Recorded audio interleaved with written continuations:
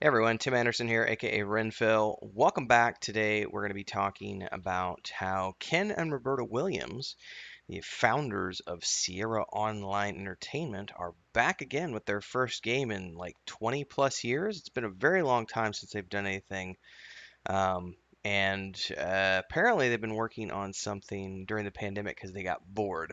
And it got announced at GDC yesterday. So we're going to dive into that today. If this is your first time here, welcome to the channel. Don't forget to like the video and subscribe to the channel. Hit the bell icon if you want to get more updates like this delivered to you when I got them coming out. Don't forget that I stream every single morning Central Time. We also have a Discord and a gaming community. Links are down below. We have a Patreon page where we're building the fantastical world of the Weave in the Void, which includes a point-and-click game inspired by King's Quest, ironically enough. Let's dive in to all this cool stuff today. So I actually knew about this about 6 months ago, I think, when it first came across my radar, but I had kind of forgotten about it. Ken had made a post on his blog that he was working on something, and it was just going to kind of be him and maybe Roberta dipping her toes in a little bit here and there. And then I think last week or right before the move, Scribbles had sent me an updated blog post from their website where Ken had said it started off as me, then Roberta got involved, and now we've got like 12 employees. And suddenly it turned into this fully fledged thing. And they said that there was going to be an announcement happening at the GDC. Now, I had completely forgotten all about this, and I was on social media this morning and happened to see this article on PC Gamer talking about how the Sierra founders got bored in lockdown, so they're making their first new game in more than 20 years. So Ken and Roberta Williams are heading a small team working on a remake of Colossal Cave, but this is going to be 3D and it's for PC and virtual reality. It's not a reboot, as it says here in the PC Gamer article, which some followers expected after the project was teased last year. It does come from roughly the same era. The original game was released by Will Crowther and Down Woods and released in 1976. Just a few years ahead of Sierra's founding in 1979, but this new version is going to feature comparable gameplay elements, sending players off on a quest for treasure through 143 subterranean locations filled with dwarves, trolls, a giant snake, a dragon, and even a bear. But it's going to be fully graphical this time around as opposed to a text adventure. Ken Williams says, "We have completely recreated Colossal Cave for the millions of fans that grew up with it and a new generation of gamers. It takes place in a fully immersive 3D and VR environment for a realistic cave exploration experience that is intended for the whole family." Um, and it is their first project in a very long time. It says here, Roberta says, "Ken and I were locked down like everyone else. Ken was bored, and I suggested he write a book about Sierra, which he actually did. I've not read the book, but I know it's been being touted for like the last year throughout all of the point and click adventure game Facebook groups that I'm a part of, because it tells the history of Sierra. So he did write that book and released it. And I guess in the course of writing that book, as Roberta says, the process of writing the book brought back long forgotten memories, resulting in Ken deciding to learn Unity and deciding to make a game. Of interest here is that they say they have no interest in starting another company. We were just looking for something fun to build, and I had the idea of paying homage to the game that inspired our company and changed our lives. And the PC Gamer article goes on to state that the further they got into the original game, though, the more they recognized its depth and why it was so popular back in the day. Um, it's an adventure game, but it had action, humor, cute and fun characters, a little bit of scary elements, a point system, incredibly challenging. Bum, bum, bum, bum.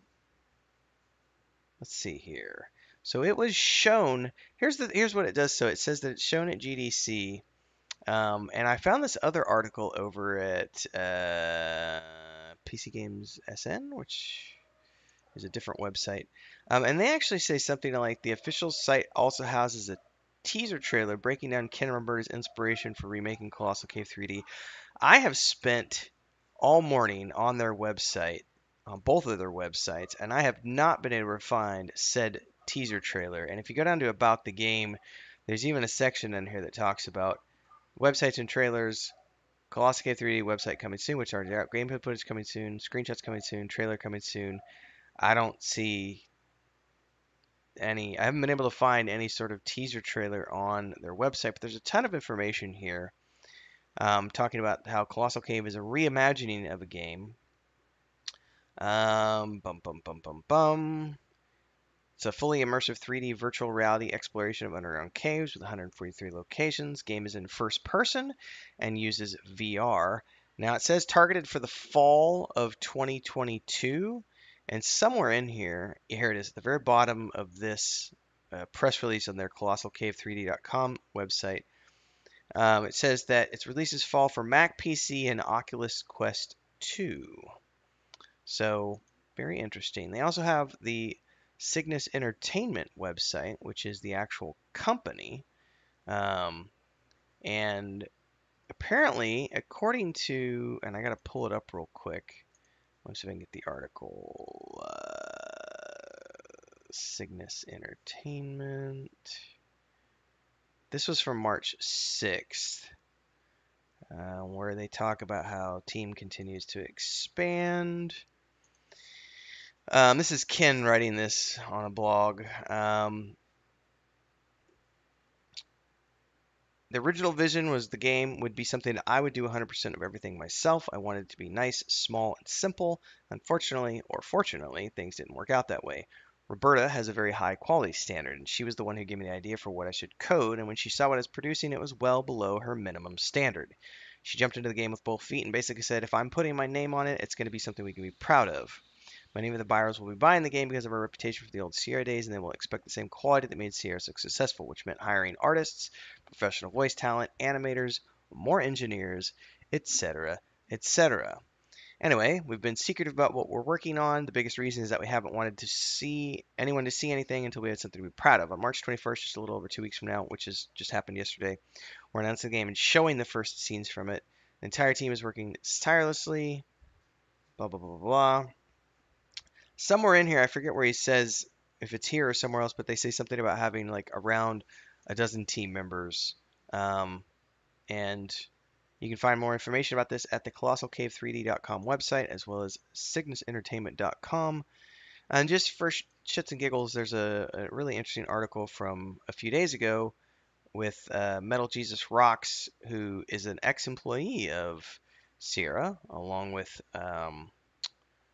this other guy. I forget his name. I'm not super familiar with these guys, but they've got the an interview with Roberta and Ken, which is kind of fun to sit through. It's less about this game and more just kind of about what they're, kind of like Sierra and the history and them working with the company and so on and so forth. So this is just one of those little things I thought was interesting. So I'd put it out here on YouTube for those of you who are fans of the old Sierra games. They're definitely a huge influence on me. My brother, Joey's a little bit younger than me. He's 13 years younger, so he didn't grow up with the same Sierra games that I did, but I definitely gave him Quest for Glory and had him play through those, and he really likes those games. But I grew up on Space Quest, King's Quest, etc.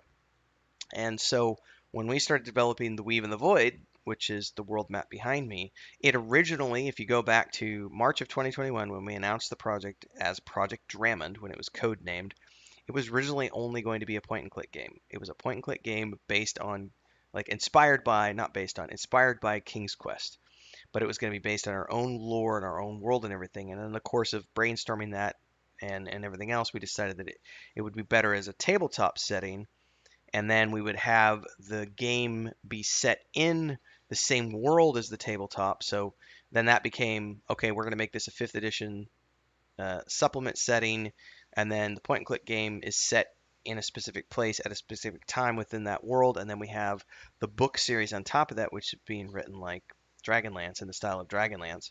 So all of that ended up coming together. But the original germ of that idea was that we were going to build a game inspired by King's Quest. And I literally had Joey, like one of the first things I had him do was watch a full video of someone doing a complete playthrough of King's Quest 6. And I said, let's use King's Quest 6 as like our model for what we want to try to achieve, because that game to me is one of the peak. King's Quest 5 and King's Quest 6 are like the peak of that series for me. And looking at King's Quest 6 in particular, I like went through and mapped out how many scenes they had exterior versus interior, how all the quests link together. And then Joey went through and was also looking at those from a world building perspective and how do we want to place our cameras and how do we want to build our scenes using that as a map. So King's Quest, the series, but specifically King's Quest 6 was the model for what we were doing with what our game is being built for. It's called An Adventurer's Tale. You can download the free demo now. It's been out since November of 2021 over at the Patreon page for The Weave and the Void. It's patreon.com/wandering hermits.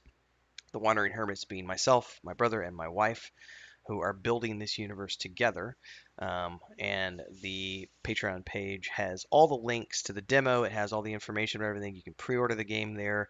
You can pre-order the tabletop books, which are due out in June.